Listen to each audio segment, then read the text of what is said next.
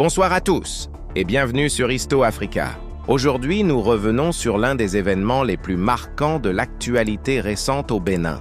La tentative de coup d'État du dimanche 7 décembre 2025 et surtout sur l'homme présenté comme le cerveau présumé de cette opération, le lieutenant-colonel Pascal Eloge Tigri. Qui est-il réellement? Que s'est-il passé ce jour-là? Et pourquoi les autorités béninoises parlent aujourd'hui d'une traque internationale? C'est ce que nous allons décrypter ensemble. Qui est Pascal Tigri? Le lieutenant-colonel Pascal Tigri est un officier des forces armées béninoises. Selon plusieurs sources journalistiques, il aurait occupé des fonctions sensibles au sein de l'armée, notamment dans des unités opérationnelles. Discret, peu médiatisé jusque-là, son nom a brusquement émergé dans l'actualité après la tentative de putsch manquée du 7 décembre 2025. Ce jour-là, un groupe de militaires, présenté comme agissant sous sa direction, a tenté de remettre en cause l'ordre constitutionnel en place. Dans la matinée du dimanche 7 décembre, des militaires prennent brièvement le contrôle de la télévision nationale. Un message préenregistré est diffusé. Il annonce la destitution du président Patrice Talon, la suspension de la Constitution et la dissolution des institutions de la République. Les auteurs se présentent au commun, comité militaire de refondation. Mais contrairement à ce qu'ils espéraient, aucun soutien populaire ne suit. Pas de foule dans les rues, pas de ralliement massif au sein de l'armée. Très rapidement, l'armée loyaliste reprend le contrôle de la situation. Les sites stratégiques sont sécurisés. Plusieurs mutins sont interpellés. La tentative échoue. Selon les autorités béninoises, l'intervention rapide des forces régulières a permis d'éviter un scénario bien plus grave.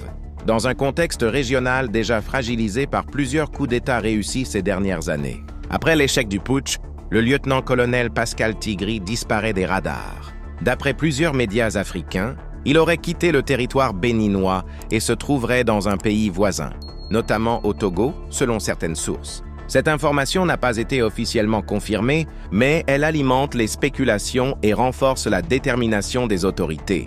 Une traque internationale en préparation. Le gouvernement béninois, par la voix de son porte-parole Wilfried Léandre Ungbeji, a été clair.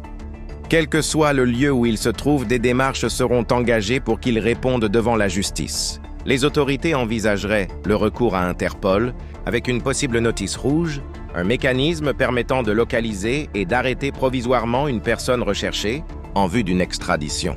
Il ne s'agit pas d'un mandat d'arrêt international, mais d'un outil de coopération policière mondiale. Réactions internationales. La tentative de coup d'État a été fermement condamnée par plusieurs partenaires internationaux du Bénin, dont des organisations régionales et internationales.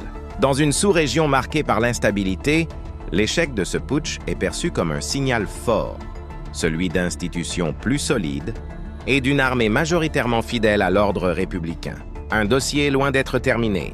Si le calme est revenu au Bénin, l'affaire Pascal Tigri reste ouverte. Les enquêtes se poursuivent.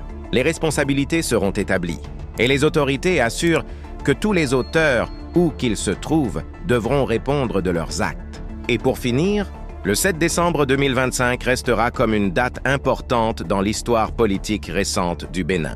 Non pas pour un coup d'État réussi, mais pour un test grandeur nature de la résilience institutionnelle du pays.